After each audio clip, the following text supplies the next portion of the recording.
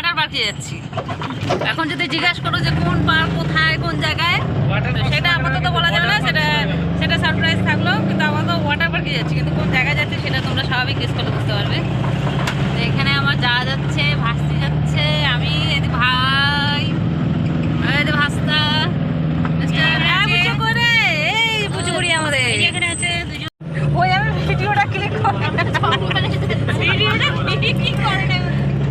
এত কোথায় যাচ্ছিস রে? Water park.